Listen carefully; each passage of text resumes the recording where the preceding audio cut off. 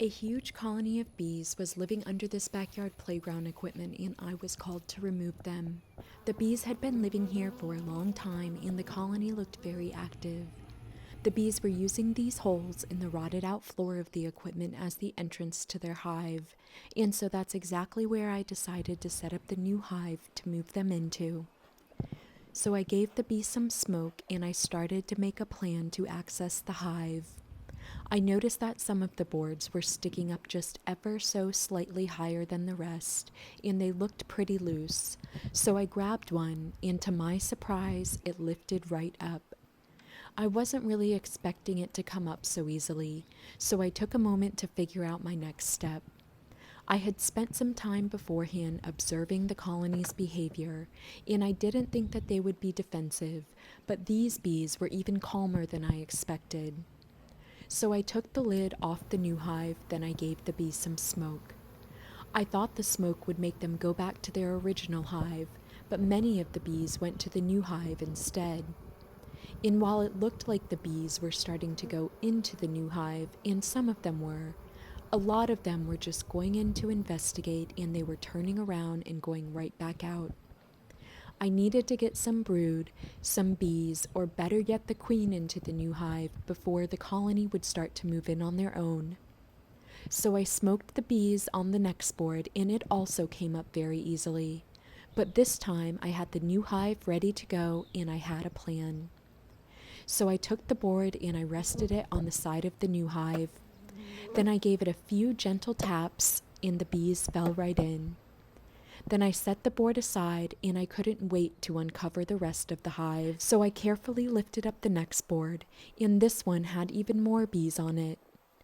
And because I wanted to get as many bees as I could into the new hive as quickly as possible, again I just shook these bees off the board and into the new hive. Then I scraped a large piece of comb off the board and into the new hive, and I set the board aside. I had removed enough of the boards by now that I could almost see the entire hive.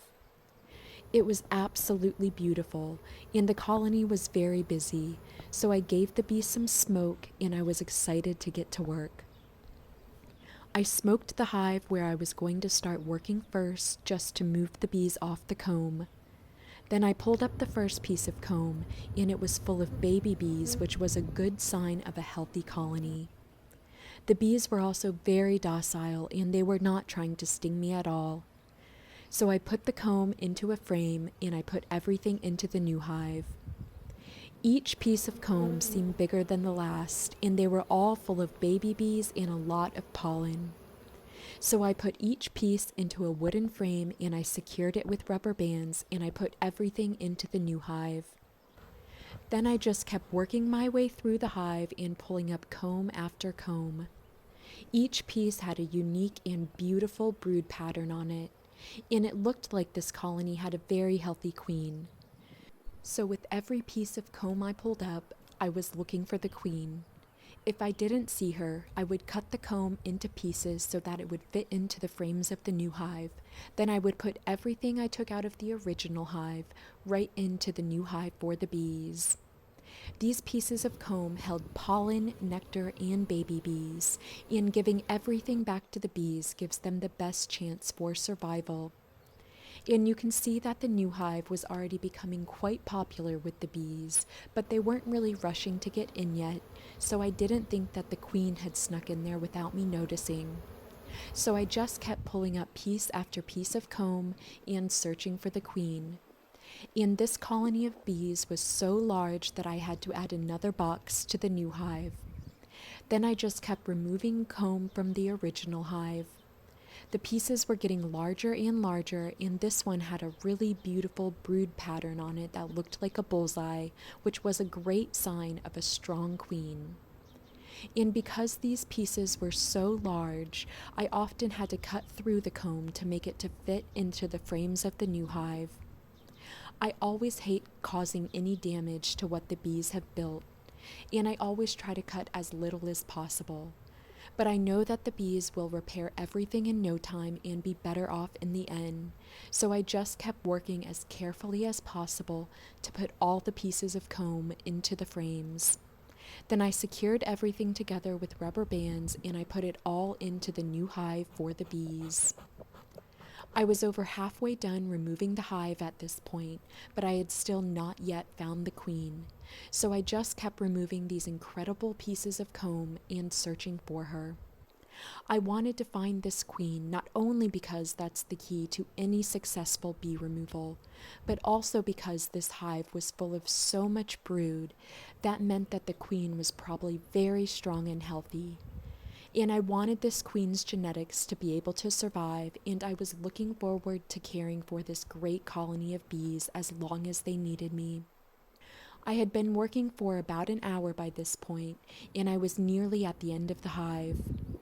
As I pulled out the last pieces of comb, I didn't see the queen, but I felt confident that she was not yet in the new hive because the bees weren't rushing to get in there.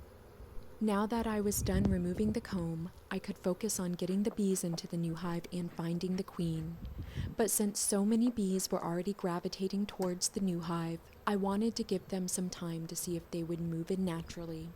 So I started to clean up all of the pieces of comb that I left behind when I first opened the hive. I scraped these pieces onto the new hive, but then I put them into a bucket of other small pieces that would be offered to all of my bees at home. Then I gave the bees some smoke to encourage them to move out of the playground equipment and into the new hive. I was also hoping that the smoke would cause the bees to move around and give me clues to where the queen was. So I took a long break now to focus on searching for the queen. I knew that if I searched long enough, I would find her since there weren't that many places to hide anymore. And all of a sudden, I saw her crawling on the boards of the playground equipment. She was a large and gorgeous queen, and her markings were really striking.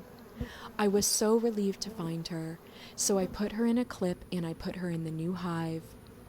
Then it was time to get the bees into the new hive, so I started scooping them up with my hands. These bees were not trying to sting me at all, and I wanted to get as many bees as I could into the new hive as gently but as quickly as possible, so that the majority of the colony would guide the rest of the bees out of the playground equipment and into the new hive. And after a few handfuls of bees, that's exactly what happened, and all of the bees started rushing to get into the new hive to be with their queen. So I gave the bees some smoke to help guide them in the right direction. Then I just waited and watched as the entire colony settled into the new hive. After about 15 minutes or so, most of the colony was in the new hive and there was no longer a rush of bees trying to get inside. So I waited a while longer, but the sun was setting quickly, so I put the lid on the new hive. Then I smoked the original hive one last time, and I made a plan to get the bees into my truck. I slowly lifted the hive the best I could, and it was quite heavy, but I was able to get the hive safely into my cart. Then I wheeled the hive in the cart through the backyard and to my truck. Then I loaded the bees into my truck, and I took them home, and it was another great day of saving the bees.